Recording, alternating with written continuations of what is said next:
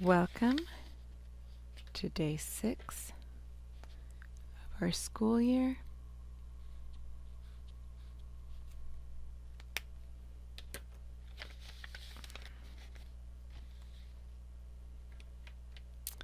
Alright, so here is our beginning fraction. We're on day we have a denominator of 180 because that's the total amount of school days, and we are on day 6 of our year. So we're going to find the factors of our numerator, and factors are the numbers that multiply to make this number. This would end up being the product. Two factors we always know are 1 times the number itself, and then that commutative property of multiplication, we can write it as 6 times 1. Now we're going to go in an orderly fashion so we don't miss any factors. So after 1 we try 2. The divisibility rule for 2 is that it ends in an even number. 6 is an even number, so 2 is a factor. 2 times 3, 3 times 2. Okay, now we look for any counting numbers between 2 and 3. There are no counting numbers or natural numbers between 2 and 3, so we are done. Let's go ahead and list our factors from least to greatest. 1, 2, 3, 6. So we have 1, 2, 3, 4 factors. Is that exactly 2 factors to be prime, or more than 2 factors to be composite? It is more than 2 factors, so it is composite. And we're going to figure out what the greatest common factor is. We're going to start with the greatest one. If that doesn't work, then we'll keep moving down till we find the one that works. So let's start with 6. Remember, it doesn't matter what your group looks like, but you must have 6 squares in each group. And you don't want to have shaded with unshaded. So just make your group of 6 there, or when you have more, make sure there's only shaded in that group, because then you end up with fractions and fractions.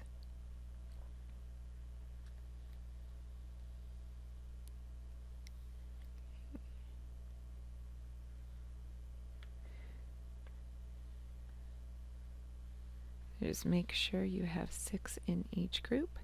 So I'm using the idea of 3 times 2 is 6. But there's other strategies that work.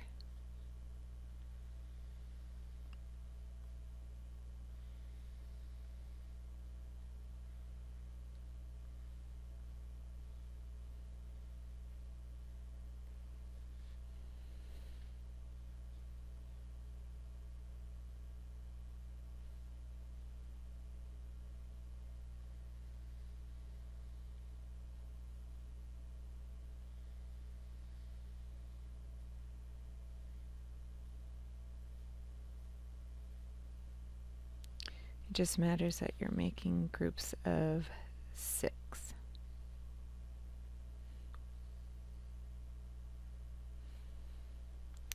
Alright, there are no remainders. Every square is in one of the groups of 6. So that means that 6 is our greatest common factor. So let's go ahead and count up our total amount of groups of 6. It's our new denominator. 1, 2, 3, 4, 5, 6, 7, 8, 9, 10, 11, 12, 13, 14, 15, 16, 17, 18, 19, 20, 21, 22, 23, 24, 25, 26, 27, 28, 29, 30. And how many groups of 6 are shaded in? There's only one group of 6 that is shaded in. So I just did division in this model by actually dividing it, breaking it up into groups of 6. Now we're going to do the same thing, but just with numbers in our algorithm. So what we're doing here is the same thing here, but without having to draw the boxes. So we divide by our greatest common factor, and we put the shaded area into groups of 6 and everything into groups of 6. So these are always going to be the same.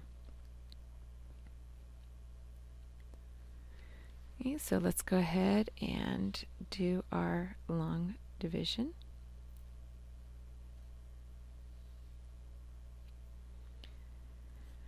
So let's see, let's try. So I'm good at my 2s, I'm good at with my 10s. So I'm going to try 20 because it uses those 2s and the 10s. Remember, when I multiply by a 10, it just moves it over a place. So this placeholder is going to move it over a place. And then I just have 2 times 6, which is 12. Numbers the same, zero's a game, more on top, no need to stop. And then I get 10 times 6 is 60. Now, the point of what we're doing here is to do this a completely different way than we did this one, so that we can prove a second way that we get the same answer. If you're assuming that this information is correct, we could have made a mistake, you assume it and use it, then it's not useful. We need to come in from a different way to make sure that we're checking that. Numbers the same, zero's a game. So 20 plus 10 is 30. Add up those partial quotients. Okay, then we do 6 divided by 6. Well, 6 times 1 is 6. Numbers the same, zero's a game. So a remainder of 0. And our partial quotient is 1. But we always want to check our answer. And to do that, we do our divisor of 6 times our quotient of 30 plus our remainder of 0. But the identity property of addition says when you add 0, it stays the same. So I don't really need to add the 0 if it's just going to stay the same. So I'm just doing the 6 times 30. 6 times 0 is 0. 6 times 3 is 18. That matches my dividend of 180, so it checks. We always want that to match. Okay, now we're going to look at this one. Divisor times quotient plus remainder. But again, that remainder is the identity property of addition. And this right here is the identity property of multiplication. That says when you multiply by 1, it stays the same. 6 times 1 is 6. And that matches my dividend. So that we've now proven that our numerator is definitely 1. Our denominator is definitely 30. Okay. Now it's time to fill in our data collection page. Trimester 1, week 2. Today is 8/15/19. And our fraction for today is 1/30. Okay, let's go ahead and get out our number line. Okay, we did groups of 6, but it's 1/30, so this is our first piece out of 30 total pieces. And if we look, we have an equivalent fraction at 3, that's a common factor. At 2, a common factor. 6 is our greatest common factor. And then at 6 180ths. Those are equivalent fractions. Yeah, let's go ahead and put the number line away, erase your worksheet, and thank you for joining me.